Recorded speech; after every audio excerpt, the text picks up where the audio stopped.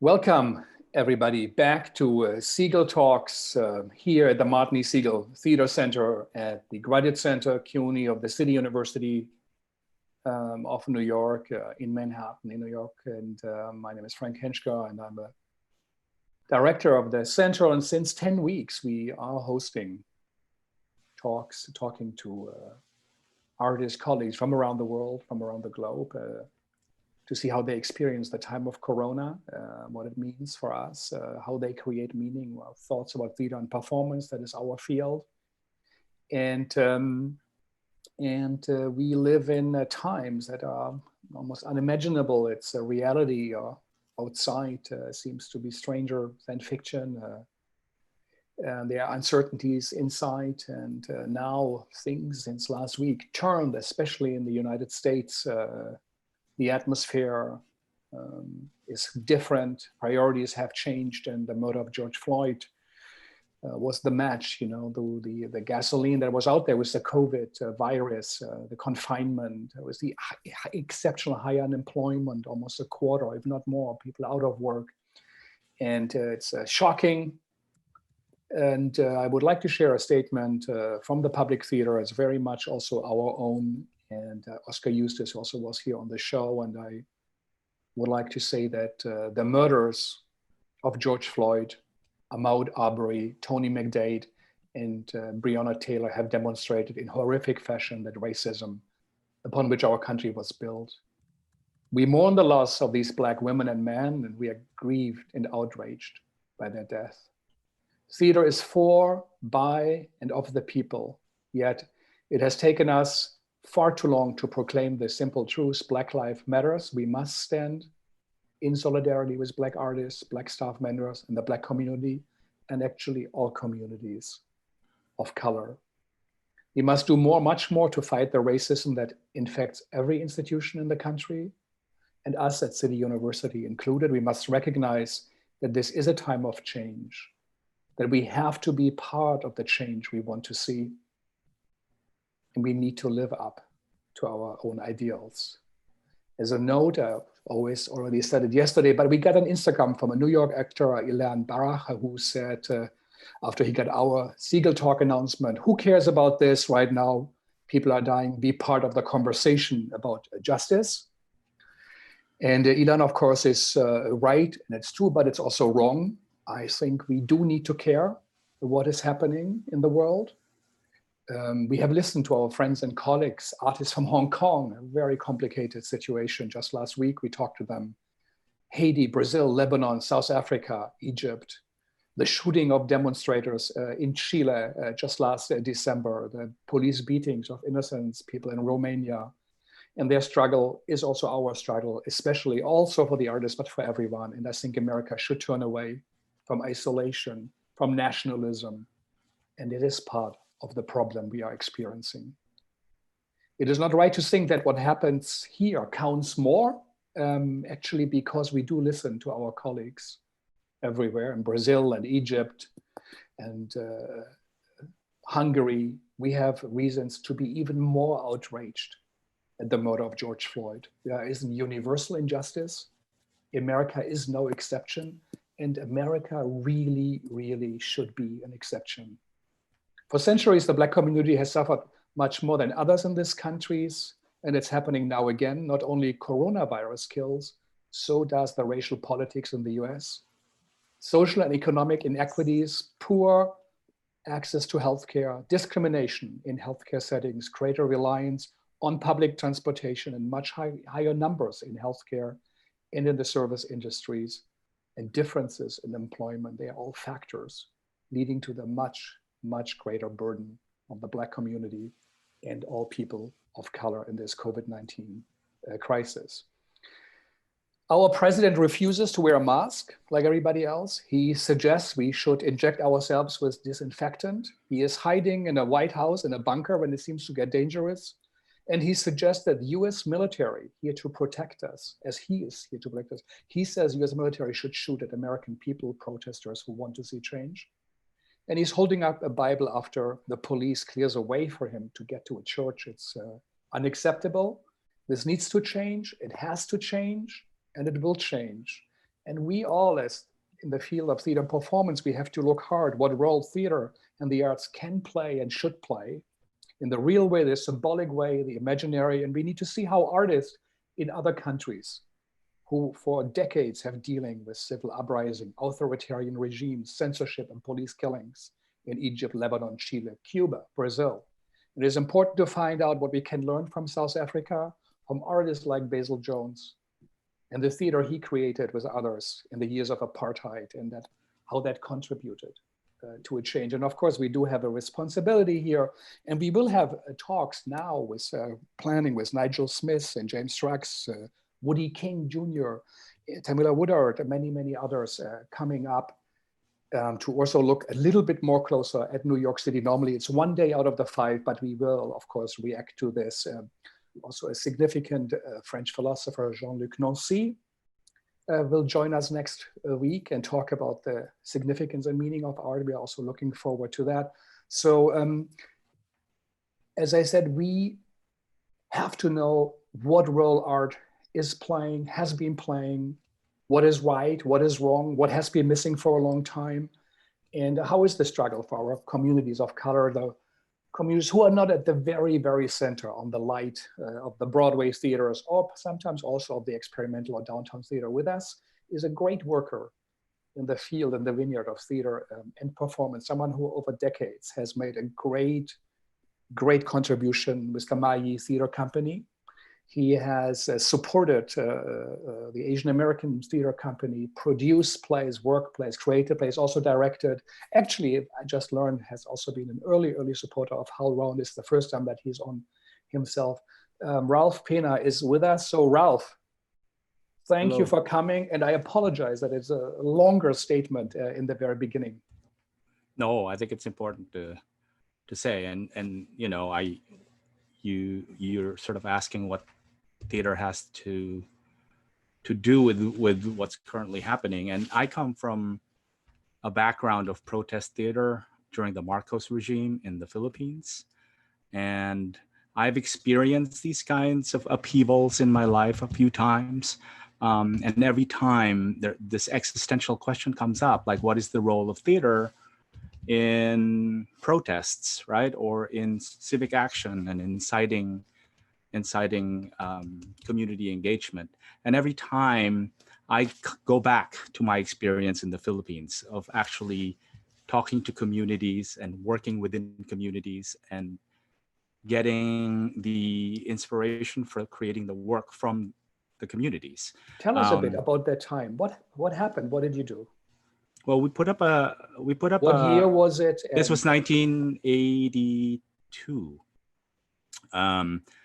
We put up a street theater company that used vaudeville as a form for political protest, and we used headlines of the day to create short plays that we could put up in the middle of the street in 5 minutes. They're called lightning plays, and then disperse so we wouldn't get arrested by the police.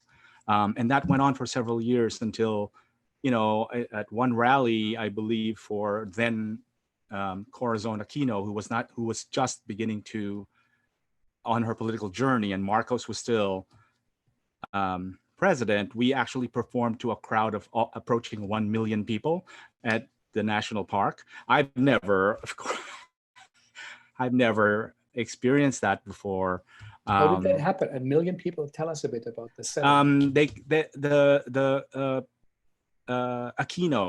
Benigno Aquino was just shot and assaoperated in 1983, I believe. He was a community leader? No, he was the opposite. He was the opposition to Marcos. Opposition to Marcos. Mm-hmm. Right, and he was in the United States in exile, but he decided to come home. And on the plane home, he was met by soldiers and then shot on the tarmac of the Manila airport.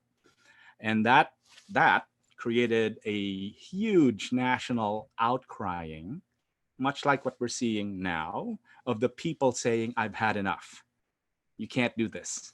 And so that propelled his widow into a political run for president. And Marcos, who had already been in power for more than a decade under martial law, or with imposing martial law, was ousted literally booted out of the palace. And that's when we found out Imelda and her shoes and jewelries and all that. But it was people power, they called it, that actually changed the system. And I saw firsthand how theater and the culture sector was a participant in building that momentum. And so whenever I'm run up against these kinds of events in history, I always go back to that. Like, how do we participate in voicing the people's demands, right? What are they asking for? What are we all asking for? And participate that way. So it feels a lot more organic, and also it's action.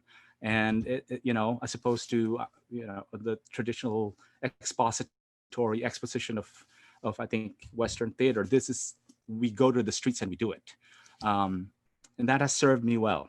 I think over the years in running my theater company, the question is always, why do we make theater? For whom we make theater?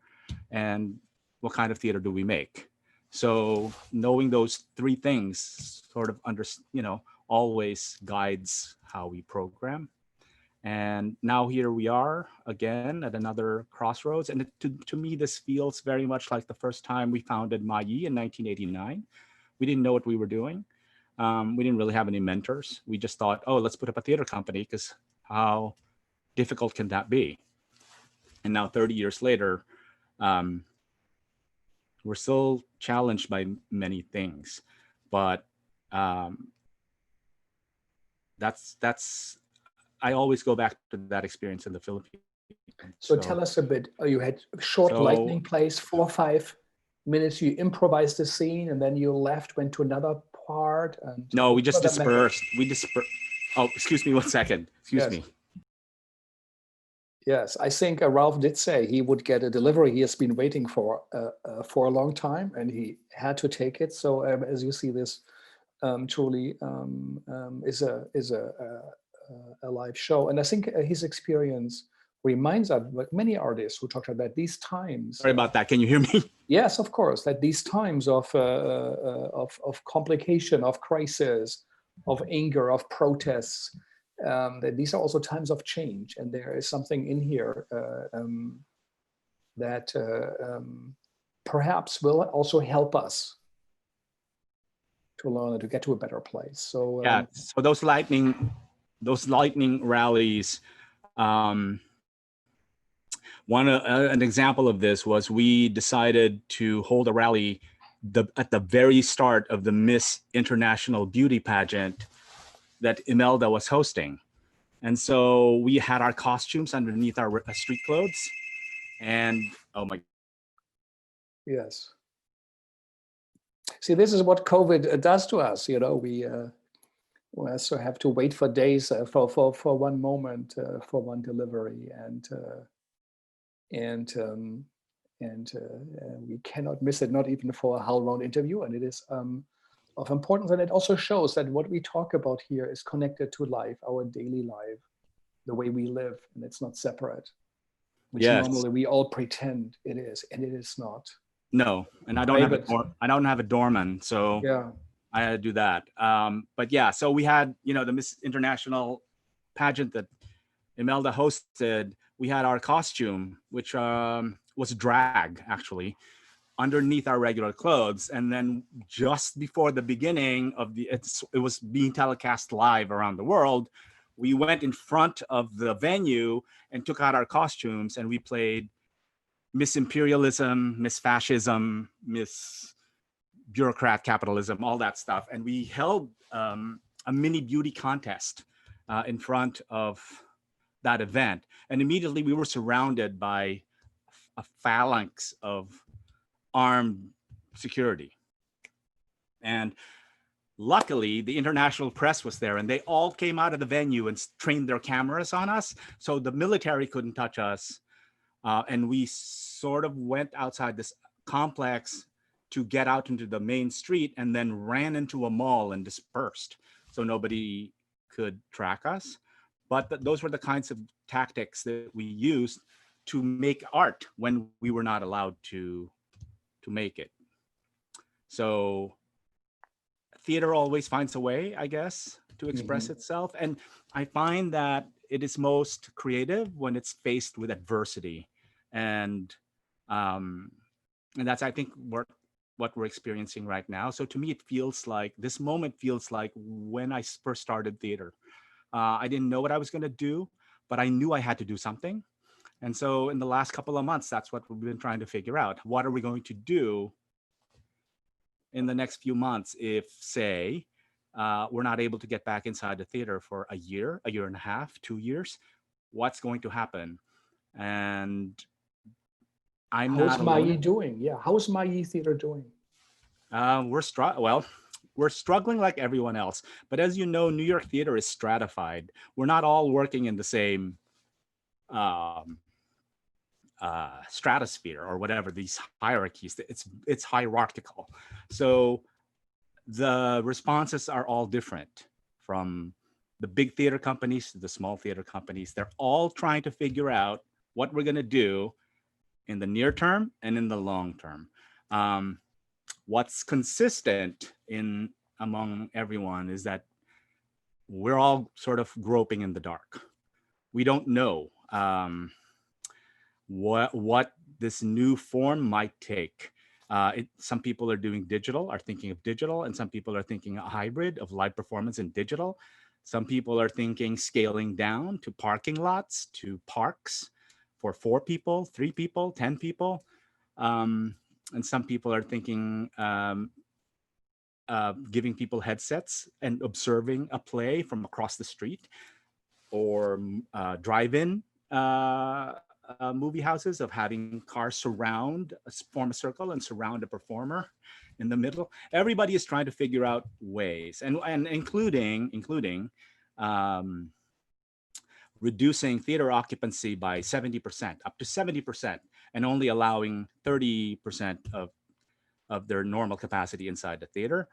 But all of these things are challenges. How do you have a production play to 30% capacity and have it make economic sense for the theater? So right now we are being called upon to be as creative as possible, and there isn't really any national guidance on what we're supposed to be doing. There's no Ministry of Culture, of course, in America. No, we don't. And we're not subsidized. So the example that I gave you of the 70% seats being pulled out is the Berliner Ensemble, right? And they have, a 600-seat theater, and now they're only going to allow 30% in. Not every theater in the world can do that, especially here in the United States, where the government has basically abdicated its role in supporting the art institutions. You're left to your own devices. Even the big houses are trying to figure that out. Now, if you come down to our level, there's basically not very much support. And we've been told by some people in higher offices that we should look for rich donors. If you haven't, to subsidize. Right, to subsidize the gap between what we need the cost of producing a production, and then the shortfall in ticket sales. So and we don't have national guidance from the DOH or from any sort of health institutions to what do we need to do for safety, not just for our audiences, but for our actors and crew. On stage, how are they supposed to practice social distancing? Does that mean we're only doing one-person shows, or shows where they don't touch? How does that work? It doesn't. Yeah, those are real questions that we're sort of all asking, but we are all left to our own devices, basically. Yeah, just to give to our listeners also a bit of context of New York City. There was an announcement, I think, yesterday. The Metropolitan Opera, one of the great operas in the world, hasn't been able to pay their staff, their artists, since March. They will not perform till December. There might be a fundraiser on New Year's Eve. They don't even know afterwards. The financial outlook is unclear. It had already been struggling for various reasons, but it already had been. So there is the opera is no longer able at the moment to take care of itself. So for a Magi theater company, which had to struggle in even the good times, and I'm sure how hard you work, every New York company that fundraises, how hard and how much time goes into that, So we are worried about you, and you have done such a contribution to have the Asian American theater community visible in New York. How was your experience? How do you feel? Do you fit in the New York theater community at large? Is it visible? Are people know it? Is it easy? Is it open arms? Is it more complicated? How has it been? It's a struggle. It's a struggle to be seen and heard. And it's 30 years since we've started. A couple of weeks ago, the New York Times came out with an article about the cancellation or shuttering of multiple Asian American plays, which in some ways was a flowering of Asian American theater. This included the Headlands at Lincoln Center LCT3, the Endlings at New York Theater Workshop, Cambodian Rock Band at Signature Theater, Suicide Forest at Mai, Wolf Play at Soho Rep, and Young Jean Lee. That was on Broadway. Those were all closed. And the New York Times named all the theaters in that article except for us. Yeah. And so to me, what's the reason? Why do you think? Well, I don't know. They said, I think the excuse was, and this was from the editor, that they only named the venues and not the theaters. But two of those plays canceled were produced by us. Two of the writers affected are members of our writers lab. Yeah. And when they say Wolf Play was produced by Soho Rep, but not us, and it was a co-production, it to me, it's like, it's erasure, right? So for me, 30 years later, really, I still have to ask you to do this. And since you're talking about the flowering of Asian American theater, we started planting seeds 30 years ago. And we have the largest writers group in the United States. So those kinds of things we always come up against again and again. And at some point, I also have my blow up moment. I'm going, I'm tired of this. I'm tired of having a moment. Tell us. Yeah, tell us. Well, I wrote to the New York Times. What did you write? Well, I said, explain to me how this kind of erasure is possible. When you did an in-depth article on Asian American plays being canceled, but never mentioned my theater company, and were involved with 4 of the projects that you named. So how is that possible? And they said, oh no, you should keep quiet. Basically, that's what I was told. You should keep quiet because we review your plays. And I'm saying, you review my plays has nothing to do with this article where you focused on the flowering of Asian American theater and the cancellation of these plays. You review my theater because you owe your audiences, right, a consumer guide about what they should and shouldn't see. And because the Asian American theater community, or the Asian American community, which is 12% of New York, subscribes to your paper. That's why you should review me. And that all fell on deaf ears. They did add our name to that article after the fact, but I wasn't making noise so you would add my name. The fact that you didn't see me to begin with is the issue. And it's not just me, it's every theater of color, every small theater company that has to beg the Times to please, please, please review us. And the constant blind spots that we run up against with them. And I've sort of had it. I also want to say, you know what, don't come. Yeah, so there's that. So to me, it's always been a struggle of proving legitimacy, of proving agency. Do we belong in the community? And it was a long struggle to be seen. And then just very recently, we have this event And this happens to theaters of color all over the country, and it's very frustrating. It's not just us. It's not just us. So every theater of color struggles with this. Um, a real question here is, if you look at it, it's like, what theater of color is able to export plays to larger venues? How many productions started at theaters of color make it to the regionals? You probably, you'd be challenged to sort of to name those plays, right? That is written by writers of color, produced by a theater of color, that moves, and the reason given always is that theater of color, your community is not a theater going community. So that refrain is still true today. To which I say, you can't expect a community to come and support your work if you've never had a relationship with that community. You can't just suddenly decide, I'm going to do a Black play and expect the Black community to show up when you don't have a relationship with that Black community. The same thing with Native Americans and Latinos and Asians. It's now fashionable for large theaters to program diversity into their seasons, right?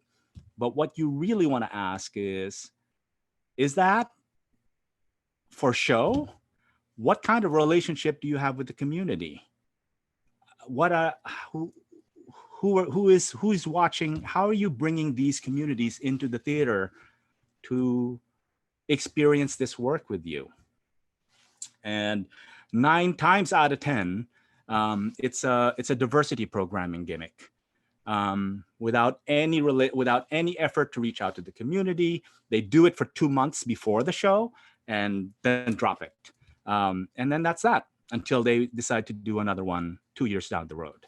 So those are some of the things that we continue to struggle with. And I've already decided that I'm not going to work with a theater company that doesn't have, if it's a co-production, if you don't have sort of existing programs for engaging with the communities that you want to represent, then we can't work together, because I don't want to be used as your diversity pony, you know? And that's sort of been the constant in our production history, or in our 30-year history, is that we're always having to say, hi guys, we're here. It's nonstop. Yeah. And about this coronavirus thing, we were all thinking about coronavirus, right? Starting in March. But last week that changed. Suddenly, it's not the coronavirus that we're thinking about today. It's the protests that are happening in the street because Black people are getting shot around the country by police. And that's a very real thing. And now, apart from trying to figure out how we're going to create, we have to try to understand like what we can do concretely to participate in what's happening in the street and to support the communities that need our support. So it's right now it does feel like a big upheaval of multiple events that we need to sort of be very nimble around. And once again, I always go back to like, oh, how did we do this? Like, what did we do to make sure we're connected to the people, right, that are suffering the most, and that we're representing that community, the interest of that community, or my community, my Asian American theater community. How are we bringing them together to support other communities of color? It's all, it's an unbroken thread of struggle, of civil rights struggles, equality struggles that go back many, many, many, many years. And I that's what I want my community to sort of understand, because racism runs across all communities, including mine. So that's the other thing that we have to do, is educate even Asian Americans to try to understand what's going on, and that it's not different from our experiences, that there are parallels to this, and that they're, to build empathy for each other. So it's not one community of color against another community of color, which is already happening, right? Because one of the cops in Minneapolis is Asian. So they're taking those kinds of things and using it to divide communities of color even more. And we have to fight that. We have to fight all of those kinds of attempts to divide. And our president is really good at that, which is what's happening, why you have all of this upheaval out in the street, because he wants us to be disorganized and put us and in chaos, because that if we're in chaos, he wins. And we're trying to fight that. Yeah.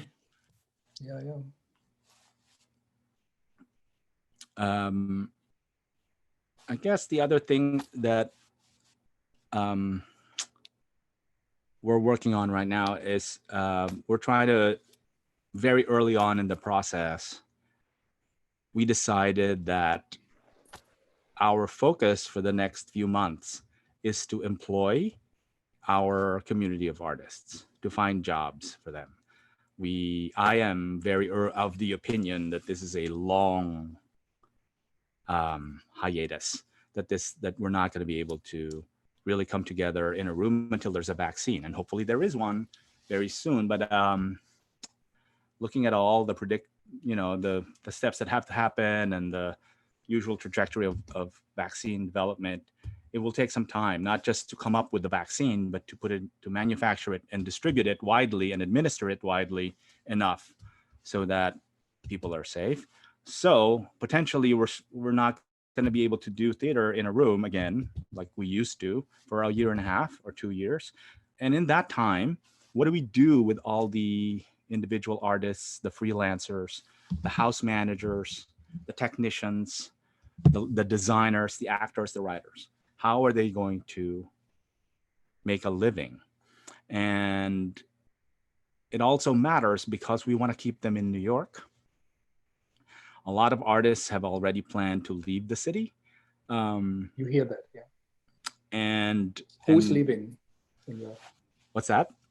Artists are leaving from your community. They decided. Yes, some of them already left because they can't afford rents with no work. And as you know, some of them never qualified for unemployment. Some did, but also that ends. So a lot of them moved back when they could to their parents' homes. And now I don't know that they can come back with no jobs, right?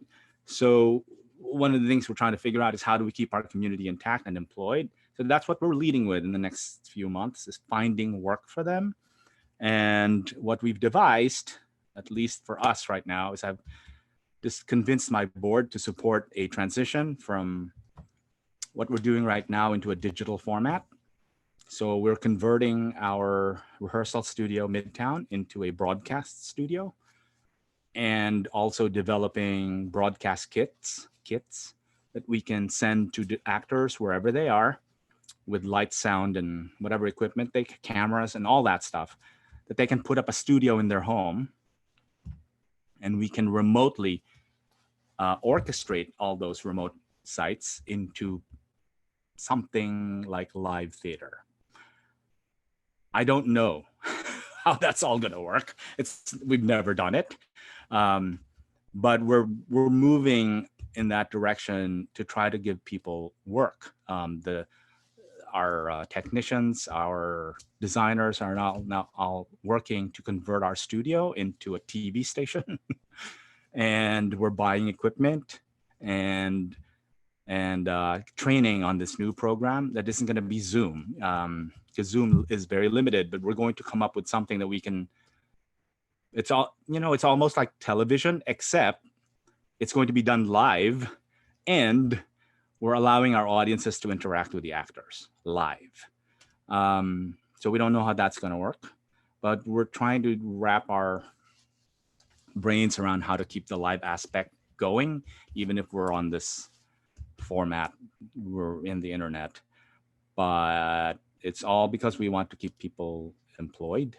The creativity, I think, will follow. But first, we got to make sure people have money for rent and food. And that's what I'm working on. I've been making appeals to foundations, to the government. We got some PPP money to keep our staff. Our staff is employed. My board has committed to keeping all the staff employed throughout this, however long it takes, and also gave me a little bit of money to try to make this conversion happen. But that's what we're doing, and I don't know if it will succeed, or how it's going to develop over time. But we just want the tools to give to artists, especially individual artists and freelancers who are sort of left out of the conversation here, because we're talking about theaters and institutions. How are they going to work? And we want to be able to give them send them the tools, like, okay, here's that, or you can go to the studio and create something and we'll record it. So we're doing that, and we've already commissioned 3 new plays that are already being developed with this format in mind, because I don't think you can take an existing play and then cram it into this digital format. I think the playwrights and the artists have to create specifically for it. And so we have 3 new commissions that went out. And they're all in various stages of development. Some of them are ready to go. I think we might be doing an entire puppet thing in Wisconsin, because some of our artists are stuck in Wisconsin. And then we're doing another play in Staten Island with an entire family stuck at home. So we're figuring out what to do and how to remain creative during all this time. And now, of course, with what's happening in the street, that's also something that's very front and center with what we're dealing with and how we're going to respond to that. So last week we had I don't know if you know about Play Per View. They hold readings and then contribute the proceeds to a nonprofit theater in the city.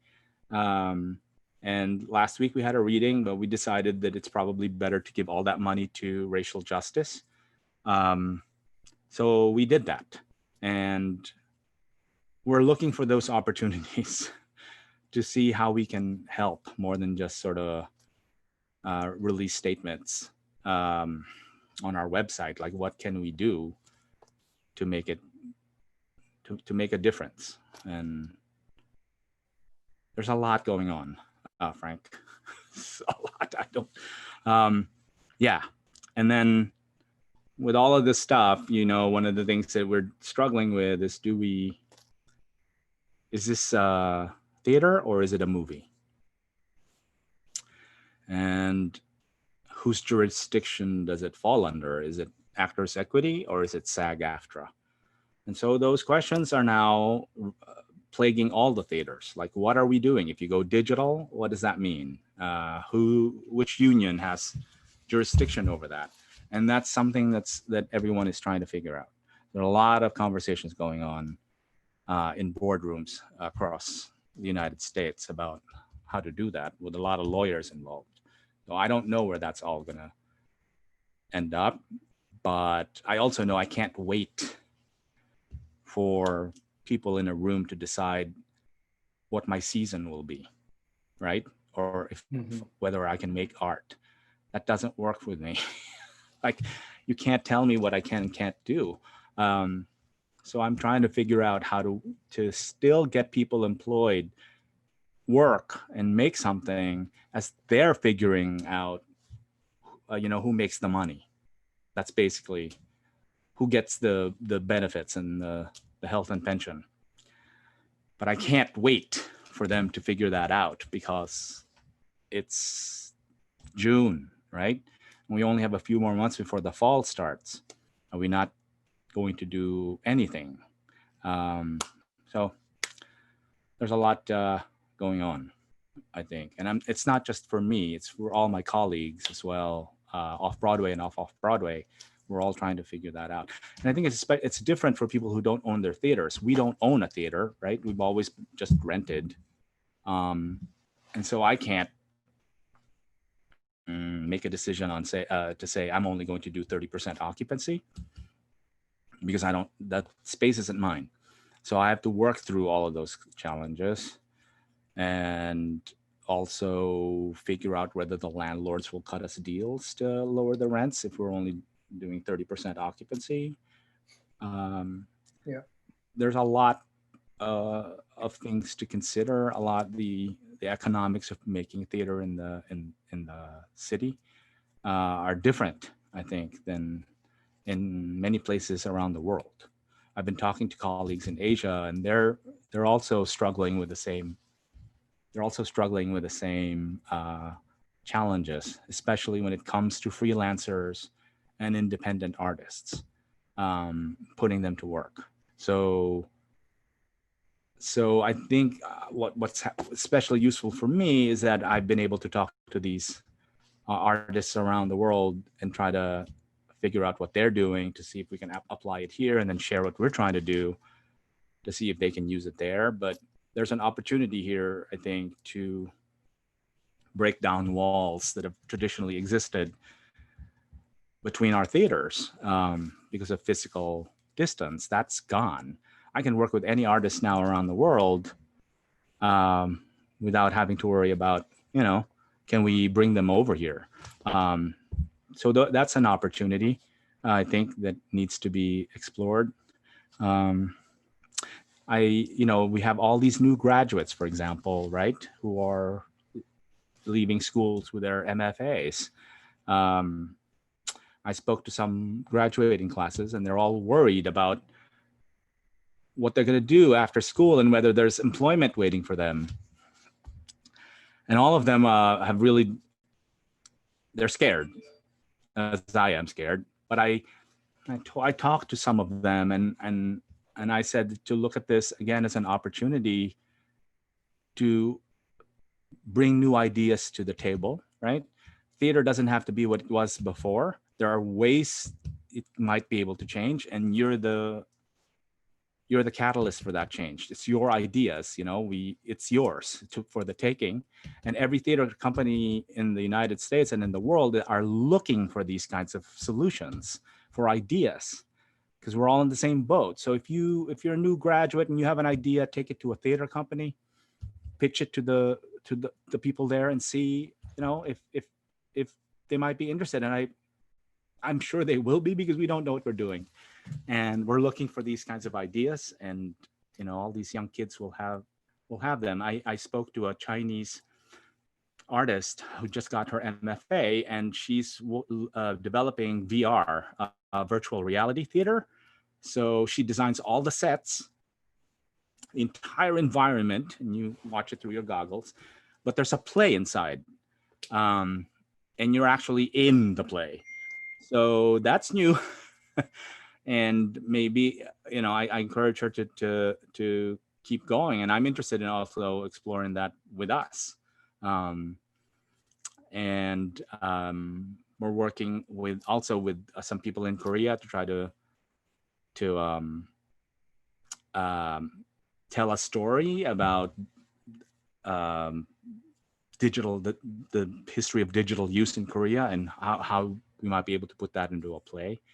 And the other thing too is that we're, with this new reality, we're able to work with the disabled community in ways that we have not been before, because again, they don't, physical limitation is less of a factor now that we're all at home. So we're developing a play with deaf actors. So we're, it's all visual, and words are not at the forefront of this, are not the important aspect of the play. We're developing that now. And so new things for us, things that we've never tried before. That's sort of that's come our way, and I'm interested in doing it. Like I told you, it's like it feels like the beginning for me because I don't know what I'm doing, and there seems like there's an opportunity here to do something that we've never done before, and that's sort of exciting, scary, exciting, daunting, but that's sort of in my DNA, and that's what I respond to it in ways, you know, that I had not been in touch with for many, many years. And so I know my hair is white, but yes, I'm in touch with that early part of me of like, there's something to do here that I don't know what it is, but I'm willing to sort of go down the road and see where it leads. Wow, that is truly inspiring. Of course, also all worrisome. What you have to carry on your shoulders, next to, I'm sure, other things of family and your own life and stuff we don't know. But the idea that the Mayi Theater is becoming a television studio as we speak. The idea that you say now we reach out to disabled communities, now they can come to us, but maybe we do something with artists in Korea. We had people here from Taiwan. The Taiwanese government has given big grants to support artists very generously, and one of their missions was, create something new, try to find something, perhaps I can connect you with them, with also that big fund. They put 150 millions within the first 4 weeks towards, next to existing grants. What you are facing here is also a scandalous American reality, that the arts are not supported, that there is no ministry of culture. We had our colleagues from Brazil who said it's devastating at the moment. It's really, really also about food. Artists are being thrown into jail, artists for the wrong Instagram, for the wrong thing. And that the first thing this new president, Bolsonaro, did was to close down the Ministry of Culture. It doesn't even exist here. And it's heartbreaking to hear that also New York City, in a way, Kushner once did say that it's the melting pot that never melted, that New York City is not so proactive in that way as it perhaps could or should be to support you and your work. And we do have a commissioner of the arts, but still, and that you say I'm on my own, but maybe we cannot wait. Many theaters wait. Think about the big Broadway theaters. I think I don't hear of them making masks. I don't hear of them supporting social justice. It's of course a commercial enterprise. It provides a lot of jobs, and I'm also heartbroken for all of them, for the musicians, the technicians, the actors, the ushers, everybody. It's what makes New York, New York. But it's inspiring to hear that you connect to an early artistic, impulse. What you had. How did you start theater? When did you say I want to do that? Tell us a bit about that time in the Philippines. Oh, in high school, I went against my parents' wishes and I enrolled in a theater workshop because I really wanted to do it. You just had the idea, or did you see something, or what called you? I really wanted to do it. But I couldn't, I wasn't allowed. So it was not a thing that, I needed to be either a doctor, a lawyer, or a priest. Those were my choices. And I wasn't interested in any of them. So I went to this theater workshop and I did it. And as an actor, but the first time I stepped on stage and saw that I could make an audience laugh or react was like an epiphany for me. It's a drug, right? And I never wanted not to take it again. And so I found a way. And even in college, I wasn't allowed to take theater arts. There's no way my parents would pay for that course. So I had to take economics and finance and then finish that before I could take theater. But it took a long time. And I knew then that I really wanted to do it because I could see that that I could do things on stage as an actor that I could never do in real life. It's one of those things. But eventually that grew because very quickly as I got out of high school, or I think even the last year of high school, I got connected to the protest movement. And all throughout college, I think I got deeper and deeper into that. And so I no longer looked as theater as personal therapy for myself or empowerment. I began to see it as a tool for change and a social mechanism for change. And that changed my perception of theater and what it can do. And then I came here, and theater is vastly, vastly different. How did you get to New York? Oh, I started out, I went to California first. I stayed there for 5 years for school and then came to New York for school. In a theater school you stayed? Yeah, yeah. Mm-hmm. And then came to New York with a bunch of my friends to study theater some more. But then that was also within 1 year, we had founded my theater company. And that sort of, again, changed my trajectory. Like, okay, I'm less interested in acting. I want to see what we can do with this. And then in 1996, the artistic director left, and I agreed to take on 1995. The artistic director left, and I agreed to be artistic director temporarily for a few months until they could find a new artistic director. And here it is 25 years later, and I'm still doing it. But that's how I sort of got into this theater thing. It was an escape for me in the beginning, but very quickly became something else.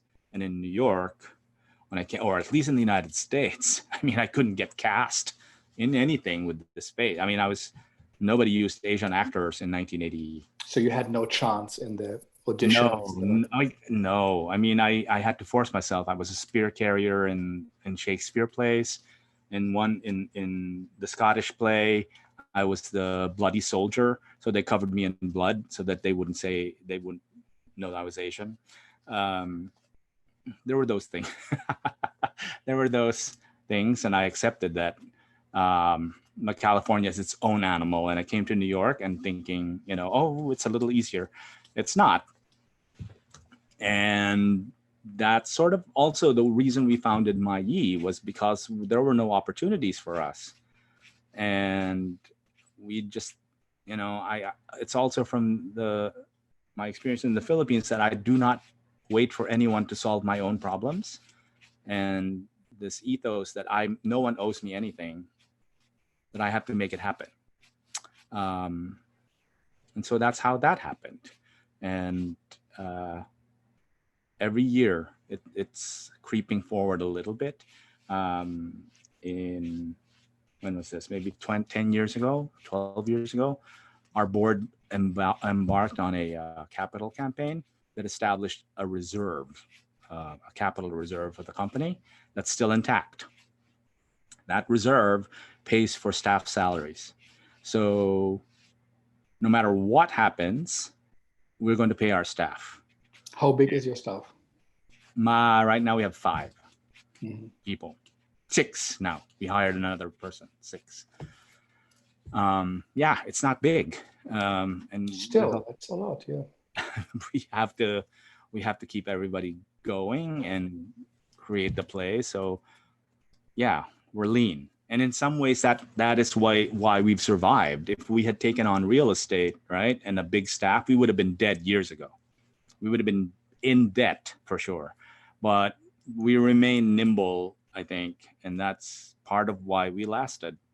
And I don't see any reason to change in the near future, especially now. I think leanness is your friend. Large institutions, like you said, like the Met Opera, are struggling because those payrolls are huge, and without revenue coming in, I don't know how they're going to keep that up. So that is true for every large institution. As you know, OSF, the Oregon Shakespeare Festival, furloughed 80% of its staff. That is huge. And I know that even the public had to do that some, but I think they've rehired all of them back. But a lot of people are out of work, and I don't know how how it's all going to fall into place without intervention from our government. I have to say though that the Department of Cultural Affairs has been sort of helpful over the years, but they're also, their hands are tied behind their backs because the money this year and next will be severely cut. The city is looking at a $9 billion deficit this fiscal year. And that means cutting services across the board, from teachers to firemen to police to, of course, the arts will always be the last priority. And so everyone has to plan on severely reduced help from the city and the state. And who knows what the NEA will be doing. They have an emergency fund of $75 million for CARES, you know. For all the arts, for painting, all the arts. film, Yes. Poetry, sculpture, theater, opera. I mean, it's ridiculous. Yeah. I mean, also of course, you know, there is a lot of money for the arts in America. Some studies suggest there might even be more than in Europe, but it goes to very big institutions. 90 to 95%, if I understand right, of the budget of New York City goes to the big players, to the Whitneys of the world. I hear rumors the lighting technician, the head of the Metropolitan Opera, makes $1 million or $1.5 million, completely out of balance with what is needed. That smaller institutions still have a struggle to be supported, that there is an inequality. And I don't think we should close the mat. On the contrary, I think opera is fantastic and it's great, but also have that and include, and maybe invite you guys to do an opera one day or somewhere. It doesn't maybe have to be the big one or whatever, but open your space. And that's missing. It's even hard, I'm sure, if you would call any big institution, can I get a rehearsal space from you? Even though they get so much more money, they will say, no, pay us, and pay a lot. I've been through that, and when we worked for the Create New York thing. So it's complicated. And I think what you do is inspiring, just to think the fact that you say, yeah, it's okay, let's find out about VR. Who would have thought that the Maggie Theater Company will say, you know, this is something interesting, let's look into it. Yeah, and also, it's incredible, but it is actually also, and but it is an inequality. Something is really wrong. It has to change, and the question is, how do we do that? A question for you also personally. You said you changed from this kind of, you know, having fun in the theater. But of course, there were deeper reasons to go in there too. You could also have had fun at parties or hiking, you know, but you went to theater, and perhaps what your parents wanted you to do, to be a doctor, a priest, and a lawyer, that's what you are. You know, you help to heal the city. You give a spiritual help and kind of create art that people create meaning. And you're a lawyer, you are advocating for social change. So you do actually all of that, just in a different way. But do you think it worked? You say, I went into to be part of social change. Is it really working? Do you feel art can do that, theater can do that? It's a challenge here in the United States because that connection is not made. You know, a theater here is commercial most of the times. Also because the government forced us to think like businesses, right? We had to be sustainable. We had to have capital plans. We had to have. That's how we're asked to run theaters. So tying our activity into social change, it's not an easy thing, but it is possible. And I think for example, the Foundry Theater has done that very, very successfully in New York. Melanie, you also said you have to have Ralph on there, you know, on the Segal talk. So thank you also for her. Yeah, they did that in a most beautiful way. That's correct. The Pins and Needle musical, you know, the Sichuan, like so many other, the bus tours. Things are possible. It's true, but still, Trump gets elected. We have that situation now. What, maybe we did things wrong. I like also that you said early on, you had the burlesque idea. It did work. Somehow the police weren't shooting at you. You connected, you were on the streets, you did something for the people. Seems all simple, but there's something in there that works. So you think, do you think in 10, 20 years it will be different in New York, or once we are over this, everybody will just go back to how it was? The great presence of the commercial theater, which I think $4 or $5 billion. I don't know what there really is. I think $6 billion. I think The Lion King made $8 or $10 billion in revenue. The Disney company in the history has never made as much money, or Universal with their Broadway shows, and it's not distributed. It's not even great restaurant chefs says we have the $300 meals, but we need to have the great bistro restaurant for affordable prices. It's a sport, and they do that, but it is not really yet there. And as you say, the Asian American community is a large one. It's a big one, an interested one, and it makes such a big contribution. But languages are not represented. Stories are not represented. The Gorky Theater from Berlin, which we had as visitors, every play they show has Turkish subtitles. They don't think it has to be in German. And I never thought about that. They said, yeah, why should we? So here it would be, why is everything in English? Why shouldn't there subtitle on our small theaters, but also on the big ones? Why don't we think that way? So, but do you think change will take place? In the near term, yes, but it will revert back to a money-driven enterprise. I don't see the government stepping up its support for the arts, and without that, it'll be a private concern. And in the private sector, money rules. And because Broadway has been proven to be a money maker, it's going to try its best to go back to that model, and it will win once everybody feels safe enough. But in the near term, they might have to make concessions on prices. In the near term, maybe if they can we can start again in a couple of years, the prices might adjust because, who's going to pay $600 to see Hamilton? So in the near term, change, but in the long term, no. But that tension has always existed between commercial theater and sort of meaningful community theater, or whatever you want to call it, the independent theater. That has always existed and will continue to exist, because it can't just be Frozen all the time or Lion King all the time. What makes New York great is that you have this panoply of theatrical experiences, and that's what we want to keep. Broadway is important because it employs people at the highest level. I want my friends to make money like that. But then you also have this other range of theaters that make the city vibrant and vital. I think that's why people like to come here. It's not because of Broadway, but because there's a whole community of artists creating. And we never would like to see a bookstore where we just have the 20 or 30 most sold books. No, we want a bookstore full of shelves, and the small ones, and they support, they connect. Yes, and often the bestsellers are great books. Often they are not. And I think what comes up a lot in our talk to say, we have to go back to small spaces.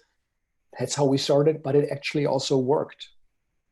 We are close to the actor. There's something in there that is closer to the nature of theater, of sharing a moment that actors age in the same time where you're there, you share, and you build. The heartbeats synchronize it, and all these things we do know. And actually people are healthier if they go to theaters, and live music does something to our bodies, like walking in nature, besides, of course, that we all should be doing it. And so I think perhaps the very big solutions are not the right ones, the best ones. Like, but of course we like a Dunkin' Donut or something, but it's not good food. It's not good for our bodies. And I think work you do in small spaces, it's innovative, it's creative, it's close to our eyes. And I think something of significance happens there. And I think why New York City is so great, that we have those big and the small, but still a theater like you, with all that you have achieved, that you have to struggle so hard, that luckily you have a good board, you put things together. It's good for them that they support you, but not everybody had that. And we need to find new structures. And what this crisis shows, it shows the structures are not working. And it is complicated. So for you, the three things you commissioned, tell us a little bit about how did you had an open call, or did you, so we know that a bit what artists are reacting. So did you make an open call? Did you ask people you knew already? And what are the commissions about? What are you experimenting with? We have a writer's lab. So how many writers are in there? 34. Wow. Yeah. And they have to be Asian, not have to, but they are Asian American community. They are Asian American, you have to be. And they live in New York? They have to live in New York? They do, because they have to meet every other week. Although some of them have taken TV jobs and are very successful. So some of them have moved to the West Coast, but others replace them. There's a big demand to be part of that writers group. And I initially approached 3 writers that I already knew that had ideas that they had pitched to me before. And I thought, well, let's pick up where we left. And so I commissioned one writer whose idea was to write the deaf play. And that's already in its final stages. We're about to go into rehearsals for that. Say the name again. It's called Quiet Love. That's the Quiet title. Love. Yeah, and it's a play with deaf actors. Mm-hmm. And he's working. That's a he co-wrote this with another deaf playwright. So that's the track that they're headed, and I'm very interested in it again because I want to reach. It's an opportunity to work with the disabled community. Now, we did it a couple of seasons ago. We did Teenage Dick at the Public, which featured disabled actors. But I want to keep that thing going and reach out to that community. And it's a big community, and we absolutely, they should be part of our regular programming anyway. The other is the other play is we're calling it Sophocles in Staten Island. It's a family in Staten Island, Asian American family in Staten Island, that is homeschooling their kids, and the subject that they're taking up now is Sophocles. So they're working with 2 playwrights from our lab. They're devising a 30-minute Sophocles play using found objects in their homes. It's the father, mother, and the 2 kids and the grandma creating this entire play. And we have a cinematographer and a director and a dramaturg all working remotely. So they're training the family to handle cameras. So the family is a family? Oh, it's real. Yeah, it's a real family. So they're actors, or? The father is, mm-hmm. but no one else is. Mm-hmm. So in the last few weeks, they've been staging plays, and now we have a cinematographer who's going to teach them how to use cameras and sound equipment and all that, and then we record it. And then that's one. The other is a puppet play that is a riff on the Japanese No, but we're setting it in a barn in Wisconsin. And it's about a Japanese American family that is experiencing displacement, cultural displacement in the middle of the city, and with a kid who's on the spectrum. And it's a puppet play, but it's going to be shot. We're filming theater, so I don't know how that's all going to work, but We're using the camera to capture how the theater puppetry is made. So hopefully what we're going to try to find is that there is a way to intersect the two in interesting ways. So it's not, it's sort of one or the, it's both simultaneously. That's the idea. I don't know how to do that yet. But that we're shooting that in September. And then I've started tapping all the other writers to come up with 30-minute format material, 30 to 40 minutes, which is, I think, how people want to consume these things online. It's very difficult to ask people to watch something for 2 hours on their screens. I think we'll start pushing our audiences to longer and longer format, but in the beginning, we want to make sure they're with us and watching, and then we can go down. And we're going to make a lot of mistakes. We're going to make a ton of mistakes. We've never done this before, and so we're going to try to improve ourselves. And when we're ready, then we'll go long form. And also, these are resources we're going to share we're going to share it with all our fellow companies. So if they want to use the studios, it'll be available. Individual artists, it'll be available. So we're not just keeping it to ourselves. I think that's sort of part of our civic duty to share resources now, and also to find ways of working together, right? That we sometimes are never allowed to do because we're always trying to figure out how to survive. But this is an opportunity, I think, to reach out across communities. Like, hey, let's work together. We have this, and what do you want to do? Fantastic, yeah. We're gonna have on Friday Ashley Tada, who created that the Mad Forest, the Churchill plays, came out of Bard College, I think Gideon Lester. Oh yeah. Yeah, he commissioned it, and she had faced, should I stop the rehearsals or not? And with a coding genius or whatever, they came up with some kind of a way to create something that seems to be working. I think she also has the idea to share it, to share that technology, and in whatever way that will be. I cannot wait to hear from her. So she found something, you will find something, or collaborate in that way. We had the Paper Moon Theater Company from Indonesia, also a lot of puppets. Yeah, and she said, Ria, that one of their innovations was they sent puppet building material to families. They built something, and then they work something with them. They have also people in the community commission plays. They pay $50 or whatever, and they will create the writers or the puppet for them, just for them. They created things for nurses. So things are moving. Yesterday, we had Emmanuel from the great Théâtre de la Ville in Paris, who said, what we did is, I said, I didn't want to talk to anyone. It's so devastating. I just used the phone. I used my time. It's the theater was the most resources in France and the most in Europe. And he said, what we did as a homeopathic pill, he would use a worked off healing and almost like a doctoral consultation. People could call from Paris, the theater, and talk to an actor or director, and they would find a poem for them and read it for them, make a recording, encourage them. So new forms are popping up, and he feels very strongly, and I think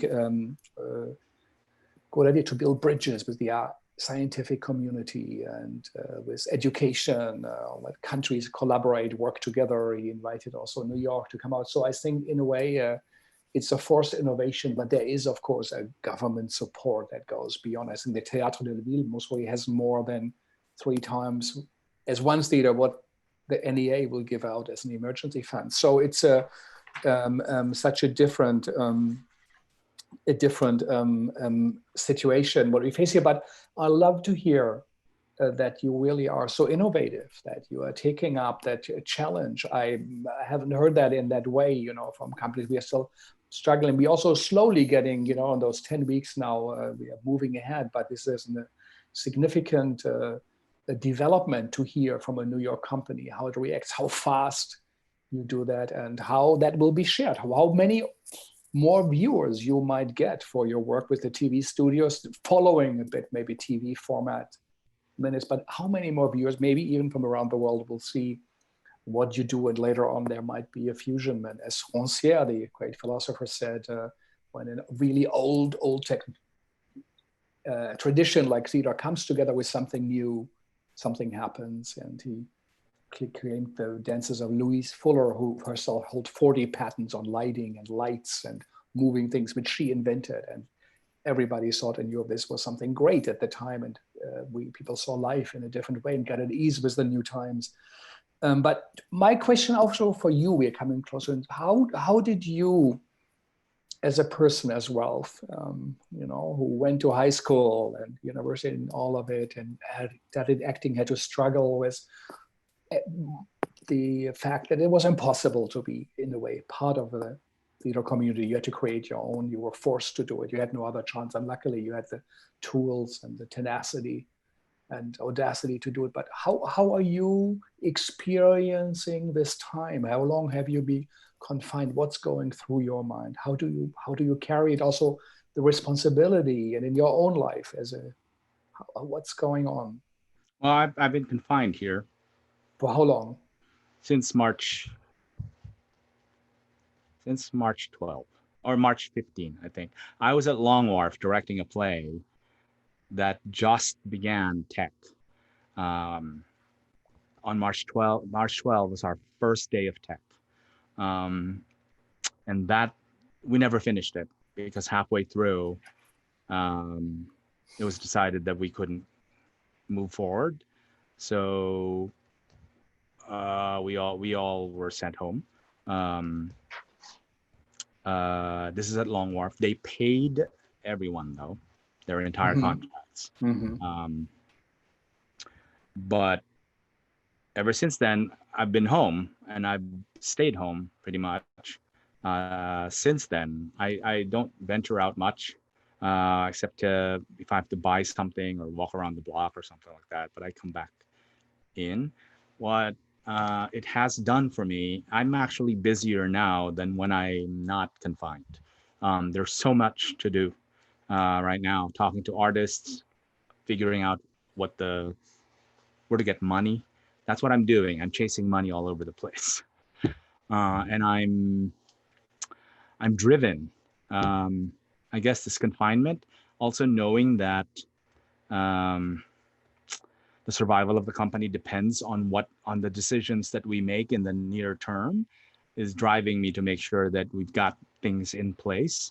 I don't know about it, but very early on, I went to the worst case scenario. Like, what happens if we're not able to do this? And if we're not able to make theater for X number of years, what happens? We need to be prepared for that. And then hope that it doesn't last that long, but have a plan in place. So we're not caught flat-footed. There's also chasing new alliances, I think, with other theater companies, and talking to the artists about what they're feeling, how they're feeling, what are they thinking about, what impulses do they have, how do we want to, how can we make art together, or what are you thinking about, how can I support it, and then getting money out to the artists as quickly as possible. As soon as we get money, it's out. We're not hanging on to it. But then figuring out how to keep that thing going.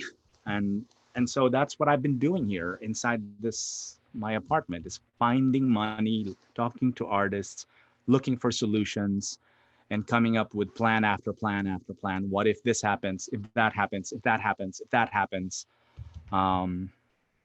What street is it in New York where you are? What's your neighborhood? 47. I'm in Hell's Kitchen. I'm on 47 and 9. In Hell's Kitchen, the old actor studio's neighborhood. Yeah.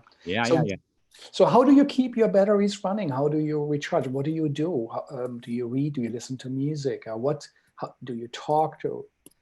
And so how do you do it? I've been writing my thoughts down on how to. Every day you write? I do. Every day I write. I don't watch TV.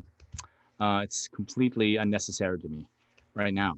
I read. I'm a news junkie, so I read that now. But I'm also not consuming as much news as I used to, because it's all about Trump, and I don't really care. Mm. So it's reading. Sometimes I'll listen to music, but it's mostly writing and thinking. I think a lot now, like coming up with strategies. What am I going to do? Who am I going to go to? Can that person give me money? All that. That's all I think about every single day. And so what do you read and what music do you listen to? Music is usually jazz and classical. I read a lot of nonfiction and autobiographies. Recently, though, I've been starting to read about New York history. I mean, I've had a collection of books about New York history, architecture, art, all that stuff. And it feels like I want to locate myself in the timeline of New York. Like this, where am I? You know, when this happened, because I remember doing that in 9/11, and even before, I've always been a junkie about New York history. But 9/11 was an opportunity to like, oh, where are we? And where does this fit? And now here's another thing, a moment like that. Like, it's comforting to know that New York is resilient, Yeah. and that there's a long, long, long line of adverse events that people have had to deal with, and that it's somehow managed to sort of survive.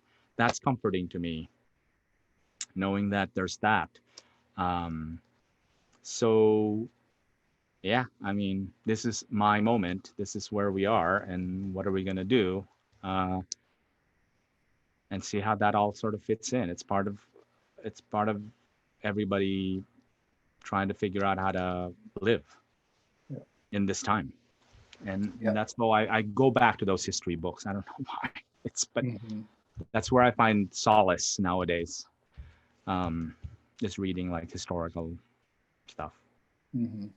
Yeah, as someone I think I've said it before suggested, also we need to learn about history, so we learn that we don't learn from it, you know. So and to be reminded of it, but it's true. It's a great, great, great city, and it will go through this and it will reinvent itself. We're in the middle of a new chapter. It's as dangerous as the big financial crisis in the 70s. Yeah. You know, as the draft riots, as the complications and the depression. Some people claim it's even more significant, unprecedented. And we haven't felt the full brunt of it. You know, this Yeah, is the the beginning. first curfew in 100 years in New York City. There has not been one, if that's or Yeah. 70 years. The times. I mean, so let's be in this moment, but let's all be part of a change. As a closing statement, you know, what do you say, I guess, to your 30 writers when they sit in their circle, I guess, or whatever and it's fantastic that you give a home to them and that you listen to their stories. You say they're important, that you work so hard that they can be shown because they are our stories. They're everybody's story. How incredibly different they are, and that makes them so the same because they are different. So, but what do you say to these artists in this time now? What should artists be doing and should we all be thinking about? What is your advice? What do you think is of importance? I think this moment calls for generosity from everybody, including all the writers, including all the artists. What can you give to the world, to your community, outside? It's about sharing what you have, um, being generous with your collaborators, reaching out across divides. That's the advice, and somehow find the creative impulses in those kinds of attempts, right? But that's what it calls for. You have to be generous. It can't be about me, or I, or whatever. It's just not. That's not going to work. And I hope that all the artists sort of think about that. It's very difficult, you know, when you have nothing, when you're struggling and you have no money, to be generous. But there's ways to find that, and I think that's sort of how we get through this. Um, that there is that moment of redemption at the end of this, but you have to be giving. As difficult as that is, that's the challenge. It's how to be generous now, for all artists, because we're you know we've always lived in a culture of scarcity, but every time we make something, it's an act of generosity, especially for nonprofit artists who make nothing. And now I think is a time to redouble those efforts even more. I don't, it's a lot to ask, but that's what the moment asks of artists right now. And in a way, I think it makes our community so special. It is a community that is really a giving community. It's compassionate and really, really generous. What artists do in their lives, the contribution they make to society, what the material representation get for it from that society. And it's truly also a community that makes me proud to be part of and and you're part of it. So we look up to you and your work. And it is very, very good advice to be passionate, to be present, to collaborate, and to do things. I think you gave us a real insight, in this moment and this day and in this time and your place, how you experience this. And of course we could and have talked to many artists and companies, but this was a very special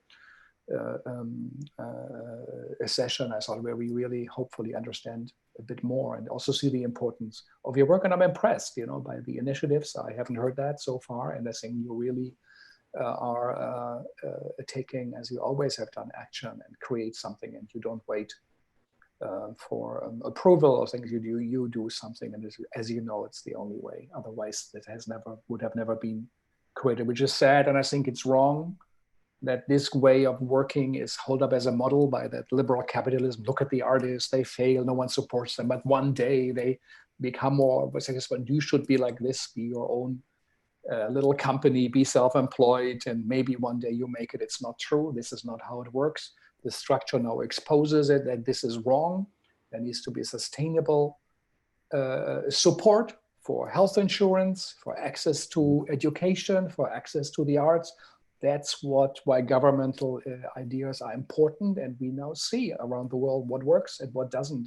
And it doesn't look good in America. We have to take that serious. So really, really, really thank you. And I want to just, let you guys know who's coming up again. Yesterday, we had this interesting talk with Emmanuel de Marcy-Motta from Paris, and what his theater as a public theater, Théâtre de la Ville, what they come up with was most impressive as a strategy, how they do it. And tomorrow we hear from Israel, 3 writers who will share with us the real complexity of that country. No, most of it should be 10 writers from Israel, but 3 will be there. Ruth Kenner, Joshua Sobol, and Maya Arad Yassur will tell us about how they experience the COVID moment, but also what is changing and how they see it. Afra Sirodopoulou will talk us from Greece and from Cyprus and give us an update. And Ashley Tada, which I have mentioned earlier, will share with us her experience from the Met Forest, that Churchill play that somehow found something, the work with the students, what she did. And so the software she created, I think there's something in there.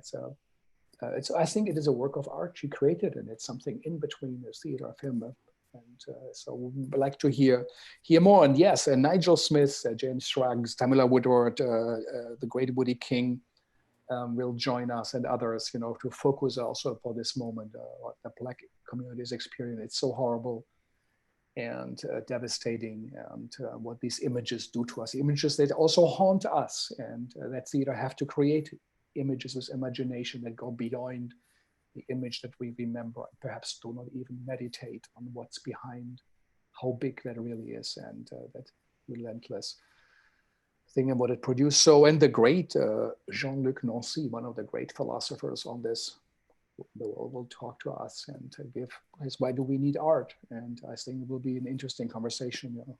Honored to host that. So please do stay connected, join with us. And Ralph, again, congratulations. Makes me proud to be in New York and to have company like yours. And but you really, really deserve help. You should get help, as all the other communities. The majority of New York City is no longer white. I also want to point that out. It is not reflected on the stages. It is not reflected in the institutions. I think there was a study before Tom Finkelpearl took over the commission as Commissioner of the Arts. He did a study. It was the worst offender. Every fire department, the police department, health community, everybody did well. The arts were the worst. How can that be? It's shocking. And so your contribution has been important one. You were a pioneer, but as they say, pioneers are the one who gets the arrows in the back. So, but I really admire you that you went on, and as you said, companies like the Foundry and so many others, Melanie, and doing a work that contributed to the change, and perhaps this will be, people really will listen more than before. So thank you all for joining. To the audience, thanks for taking our time. We're getting our talks a little bit longer than we used to be. I hope you will forgive us, but these are complex stories, and the situation we're in is complex, and perhaps it needs a bit more time, but listening is important. It's something also we can do, and it's important to have a great audience. Ultimately, it's all but you, the listeners. How does it work in your life? Will we all be able to change? Emmanuel talked about this. We have to do ourselves authentic change. We have to also work on ourselves. This is important. So this is fantastic of you guys to listen in, and many, many other talks that are going on. We're just a small, tiny part. We are very, very small center. But it is of significance that we connect to the global world out there, and to HowlRound to support us every day. I know it's a big deal for them, and not an easy thing to do. So Thea, Vijay, Travis, thank you. Thank you for supporting HowlRound early on. I hear that you were, when they created, you were on their side and said that is supporting. That is an important thing. And of course, the Segal team, Andy and Sanyang. And thank you all for listening, for tuning in. Stay safe and stay tuned. And I hope you will join us tomorrow for an update from Israel. Bye-bye. Ralph again.